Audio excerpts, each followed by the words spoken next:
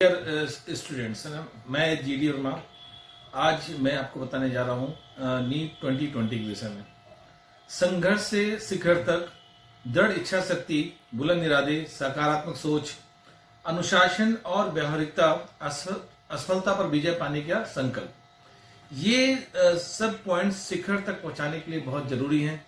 देखिए बच्चों, शिखर हमने बोला, संघर्ष से शिखर तक की अगर बात की जाए तो अभी छात्रों का ये समय जो चल रहा है वो संघर्ष का समय चल रहा है। और इसमें अगर एक स्ट्रेटजी और प्लानिंग के साथ काम हो जाएगा तो बच्चे बहुत अच्छा रिजल्ट दे सकते हैं। देखिए, मैं आज आप लोगों को कुछ इंपॉर्टेंट टिप्स बताऊंगा जो हैं, अगर हम प्लानिंग और स्ट्रेटजी के साथ काम करेंगे तो श्योरली हम बहुत अच्छा रिजल्ट निकाल सकते हैं। देखिए, इसके लिए बहुत इंपॉर्टेंट है, मैं आपको बताऊं। जो पहला पॉइंट है वो है आपका प्रॉपर रिवीजन। अगर आपने जो है सही से रिवीजन प्लानिंग कर ली तो ये आपके रिजल्ट को बहुत बड़ा चेंजेस ला सकता है। रिवीजन में आपको बता दूं कि आपको फिजिक्स, केमिस्ट्री, बायोलॉजी तीनों सब्जेक्ट को इक्वल वेटेज देना होगा। और जो टॉपिक लगता है कि थोड़ा सा कहीं वीक है तो उसको आप थोड़ा सा टाइम अकॉर्डिंग टू रिक्वायरमेंट आप बढ़ा सकते हैं। मैं आपको बता दूं कि जो है आप पहले तो डिसाइड करिए कि फिजिक्स, केमिस्ट्री एंड बायोलॉजी में ऐसे बहुत टॉपिक हैं जो बहुत इंपॉर्टेंट हैं, जिसमें बहुत ज्यादा क्वेश्चन पूछे जाते हैं। जैसे मैं अगर बात करूं तो फिजिक्स में मैकेनिक्स है, आपका मॉडर्न फिजिक्स है, इसके अलावा जो है ऑप्टिक्स है। तो ये जो है बहुत ज्यादा ये नंबर ऑफ क्वेश्चन पूछे जाते हैं। तो ऐसे टॉपिक पे आपको फुल कमांड होना चाहिए, जीरो लेवल से अपर लेवल तक की प्रैक्टिस होनी जरूरी है। उसके अलावा जो है जैसे केमिस्ट्री की मैं बात करूं तो ऑर्गेनिक केमिस्ट्री है, फिजिकल है और इनऑर्गेनिक है, तीनों में बैलेंस क्वेश्चन पूछे जाते हैं। अगर आप ये सोचे कि जो है फिजिकल केमिस्ट्री बहुत ज्यादा पूछी जाएगी, ऑर्गेनिक केमिस्ट्री बहुत पूछी जाएगी, तो ये आप थोड़ा सा मान लें कि तीनों आसपास ही होंगे। अगर 45 क्वेश्चन है तो 15 आप एवरेज लगा लीजिए। और 11th क्लास सिलेबस से भी आप मान लीजिए कि 45 से 50% तक के क्वेश्चन उठेंगे। तो सिलेबस को इस तरह डिवाइड किया जाता है कि आप अगर हर टॉपिक को कायदे से पढ़ रहे हैं तो अच्छा स्कोर कर पाए। तो ये जरूरी है कि केमिस्ट्री में भी कुछ इंपॉर्टेंट टॉपिक है जिसमें से क्वेश्चन बहुत ज्यादा पूछे जाते हैं। जैसे हम अगर बात करें ऑर्गेनिक केमिस्ट्री में तो जीओसी, जनरल ऑर्गेनिक केमिस्ट्री में हम अगर देखें तो आइसोमर्स से क्वेश्चंस की प्रोबेबिलिटी बहुत हाई होती है। रिएक्शन मैकेनिज्म से पूछे जाते हैं क्वेश्चन बहुत ज्यादा जो है। इसके अलावा अगर हम देखें तो हाइड्रोकार्बन्स हैं और टाइप ऑफ रिएक्शन है, इलेक्ट्रोफिलिक सब्स्टिट्यूशन है, या फिर कुछ नेम रिएक्शन है, एल्डोल कंडेंसेशन है, कैनेजरो रिएक्शन है। ये सब जो है कुछ बहुत ज्यादा पूछी जाती है। क्लेमेंसन रिडक्शन है, वुल्फ-किस्टन रिडक्शन है, तो कुछ नेम रिएक्शन है जो पूछी जाएंगी। इसके अलावा हम अगर देखें तो फिजिकल में है, अगर आप बात करें मोल कॉन्सेप्ट है, केमिकल इक्विलिब्रियम है, सॉल्यूशन है, केमिकल काइनेटिक्स है, थर्मोडायनेमिक्स है, ये सब बहुत पूछे जाते हैं। तो इनमें आपको एक अच्छा कमांड होना जरूरी है। जैसे इनऑर्गेनिक की अगर बात की जाए तो इनऑर्गेनिक में मैं आपको बता दूं कि जो है जैसे पीरियोडिक प्रॉपर्टीज पे कमांड होना जरूरी है, क्योंकि ये एसपीडीएफ सभी ब्लॉक को बेसिक कवर करता है और इसमें से डायरेक्टली क्वेश्चन उठते हैं।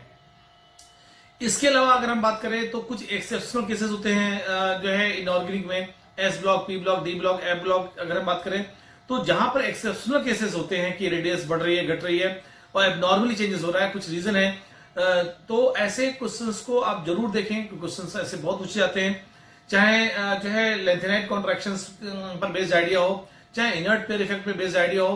तो ये जो है आप ऐसे पॉइंट्स को कॉन्सेंट्रेट करें। या कुछ इनऑर्गेनिक में रिएक्शन होती है कि लो टेम्परेचर पे कुछ प्रोडक्ट अलग मिलता है, हाई टेम्परेचर पे प्रोडक्ट अलग मिलता है, डाइल्यूट में कुछ प्रोडक्ट अलग मिलेगा, कॉन्सेंट्रेट में कुछ प्रोडक्ट अलग मिलेगा। तो ये सब भी बहुत इंपॉर्टेंट है। जैसे हेलोजन की रिएक्शन है OH- के साथ।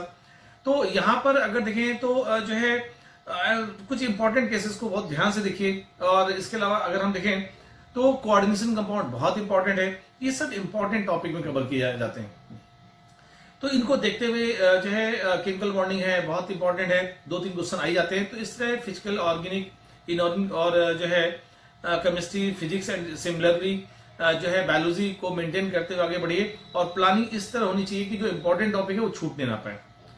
देखिए, प्लानिंग में आपने सब कुछ कर लिया, और लेकिन अगर आपने जो है इसको सही तरह से माइंड में नहीं फिट किया तो आप अच्छा आउटपुट नहीं दे सकते। इसके लिए जरूरी है कि आप मॉक टेस्ट, दूसरा इंपॉर्टेंट पॉइंट है कि मॉक टेस्ट जरूर दीजिए आप। देखिए, मॉक टेस्ट से होता क्या है कि आपको डिफरेंट टाइप की कमियां पता चलती हैं, डिफरेंट टाइप के एरर्स पता चलते हैं, और एरर्स भी डिफरेंट टाइप के होते हैं। एक एरर्स होता है अवॉइडेबल, एक होता है नॉन अवॉइडेबल। एक अवॉइडेबल है जिसको आप अवॉइड करके अपनी हैबिट्स के थ्रू जो है उसको आप स्कोर को बढ़ा सकते हैं, और नॉन अवॉइडेबल है उसको तो आप कुछ नहीं कर सकते, लेकिन जो अवॉइडेबल है उसको पे आप वर्क करिए। तो इसको आप मेंस मॉक टेस्ट के थ्रू एनालिसिस करिए कि जनरल एरर है, फंडामेंटल एरर है, कॉन्सेप्चुअल एरर है, कैलकुलेशन एरर्स है। तो डिफरेंट एरर्स को एनालिसिस करके कि दोबारा हम कैलकुलेशन एरर्स नहीं करने वाले, हम कॉन्सेंट्रेटेड के क्वेश्चंस को पढ़ेंगे। क्वेश्चन कुछ होता है और स्टूडेंट जो है जल्दी में कुछ और पढ़ के आंसर देता है, तो ये सब डिफरेंट टाइप के एरर्स हैं जिसे हमें इंप्रूव करना होता है मॉक टेस्ट के थ्रू। आने बहुत आता है, उसके बावजूद अगर रिजल्ट ना दे पाए तो बेकार है पढ़ाई करना। इसके अलावा देखिए आपको बता दूं कि जो है डिफरेंट एरर्स को रिमूव करने के बाद स्पीड भी बहुत इंपॉर्टेंट है। अगर आप जो है विद इन टाइम अगर पेपर्स को नहीं सॉल्व कर पाएंगे तो ये आपके रिजल्ट को इफेक्ट करता है। तो मॉक टेस्ट से हम स्पीड को भी मेंटेन करते हैं, और जो है हम लिखते भी जाते हैं कि इससे कि मेरी प्रॉब्लम आ रही है, इसको हम इंप्रूवमेंट करना, अगले टेस्ट में ऐसा नहीं करेंगे मिस्टेक। तो फाइनली मॉक टेस्ट करने के बाद, रिवीजन और मॉक टेस्ट के बाद हम आपको बता दें कि तीसरा पॉइंट बहुत इंपॉर्टेंट कि आप सेल्फ कॉन्फिडेंट रहिए हमेशा। आपको लगना चाहिए कि मैं पढ़ाई कर रहा हूं, ईमानदारी से काम कर रहा हूं, रिजल्ट 100% मिलेगा, क्योंकि आधा सिलेक्शन तो कॉन्फिडेंस हाई होने से हो जाता है। अगर आप हमेशा परेशान रहेंगे, डिप्रेशन में रहेंगे, तो रिजल्ट की प्रोबेबिलिटी बहुत कम हो जाती है, और स्ट्रेस में रहने से मेमोरी पावर लॉस होती है, कंसंट्रेशन लूज होता है, और बहुत छोटे एरर्स होती हैं जो जनरली स्टूडेंट को नहीं करना चाहिए, और वो रिजल्ट को इफेक्ट करते हैं। ओवर कॉन्फिडेंस भी में नहीं आना चाहिए। ओवर कॉन्फिडेंस भी जो है कई बार इजी क्वेश्चंस को गलत कराने में हेल्प करता है। तो आपको कॉन्फिडेंट रहना है। तो अगर हम बात करें जो चौथे पॉइंट्स की बात की जाए, तो चौथा पॉइंट है टाइम मैनेजमेंट।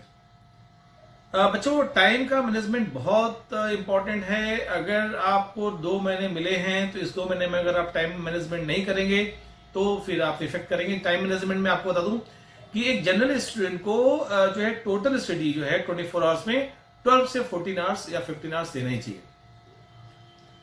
और इसको भी जो है इफेक्टिव स्टडी में कन्वर्ट करना चाहिए। मतलब आप बैठ गए केवल किताबें पलट रहे हैं, ये भी नहीं होना चाहिए।